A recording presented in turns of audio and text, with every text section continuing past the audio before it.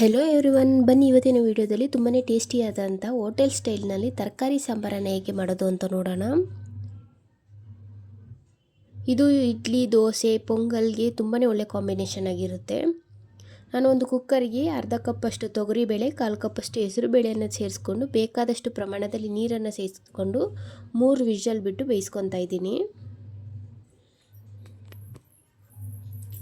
ಒಂದು ಕಡಾಯಿಗೆ 1 ಸ್ಪೂನಷ್ಟು ಎಣ್ಣೆಯನ್ನು ಸೇರಿಸ್ಕೊಂಡು ಸ್ವಲ್ಪ ಬೆಳ್ಳುಳ್ಳಿ, ಸಣ್ಣ ಈರುಳ್ಳಿಯನ್ನು ಸೇರಿಸ್ಕೊತಾ ಇದ್ದೀನಿ.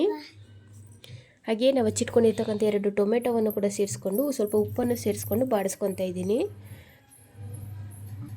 ಟೊಮೆಟೊ ಬಾಡಿಸಿದ ಮೇಲೆ ನಾವು ಹಚ್ಚಿಟ್ಕೊಂಡಿರ್ತಕ್ಕಂಥ ತರಕಾರಿಯನ್ನು ಸೇರಿಸ್ಕೊತಾ ಇದ್ದೀನಿ. ನಾನಿಲ್ಲಿ ನುಗ್ಗೆಕಾಯಿ, ಬದನೆಕಾಯಿ, ಆಲೂಗೆಡ್ಡೆ, ಕ್ಯಾರೆಟ್, ಬೀನ್ಸನ್ನು ಸೇರಿಸ್ಕೊಂಡಿದ್ದೀನಿ. ಹಾಗೆ 1 ಸ್ಪೂನಷ್ಟು ಖಾರ ಪುಡಿ, 1 ಸ್ಪೂನಷ್ಟು ಸಾಂಬಾರು ಪುಡಿಯನ್ನು ಸೇರಿಸ್ಕೊಂಡು ಒಂದು 5 ನಿಮಿಷದಷ್ಟು ಬಾಡಿಸಿದ ಮೇಲೆ ನಾವು ಬೇಯಿಸಿಟ್ಕೊಂಡಿರ್ತಕ್ಕಂಥ ಬೇಳೆ ಜೊತೆಗೆ ಸೇರಿಸ್ಕೊಂಡು 1 ವಿಷಲ್ ಬಿಟ್ಟು ಬೇಯಿಸ್ಕೊತಾ ಇದ್ದೀನಿ. ಈ ಸಮಯದಲ್ಲೇ ಬೇಕಾದಷ್ಟು ಪ್ರಮಾಣದಲ್ಲಿ ನೀರನ್ನು ಕೂಡ ಆ್ಯಡ್ ಮಾಡ್ಕೊತಾ ಇದ್ದೀನಿ. ನೀವು ಕಡಾಯಿಯಲ್ಲೇ ಕೂಡ ಬೇಯಿಸ್ಕೊಬೋದು.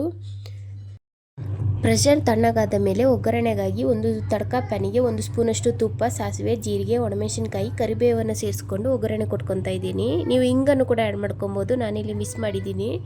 ಕೊನೆಯದಾಗಿ ಕೊತ್ತಂಬರಿಯನ್ನು ಸೇರಿಸ್ಕೊಂಡ್ರೆ ನಮ್ಮ ಟೇಸ್ಟಿಯಾದಂಥ ತರಕಾರಿ ಸಾಂಬಾರು ರೆಡಿಯಾಗಿದೆ.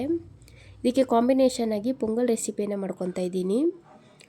ಒಂದು ಕುಕ್ಕರ್ಗೆ ಅರ್ಧ ಕಪ್ಪಷ್ಟು ಹೆಸರು ಬೇಳೆ, 1 ಕಪ್ಪಷ್ಟು ರೈಸನ್ನು ತೊಗೊತಾ ಇದ್ದೀನಿ.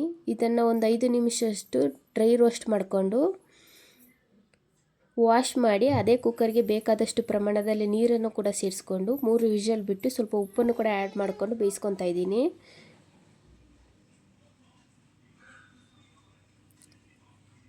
ಪ್ರೆಷರ್ ತಣ್ಣಗಾದ ಮೇಲೆ ಸ್ವಲ್ಪ ಸ್ಮ್ಯಾಶ್ ಮಾಡಿಕೊಂಡು ಇದಕ್ಕೆ ಒಗ್ಗರಣೆ ಕೊಟ್ಕೊತಾ ಇದ್ದೀನಿ.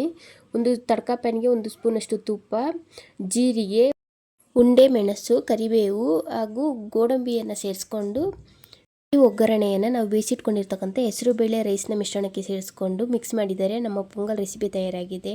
ರೆಸಿಪಿ ಟ್ರೈ ಮಾಡಿ, ಕಮೆಂಟ್ ಮಾಡಿ ಹಾಗೂ ಸಬ್ಸ್ಕ್ರೈಬ್ ಮಾಡೋದನ್ನು ಮರಿಬೇಡಿ. Thank you.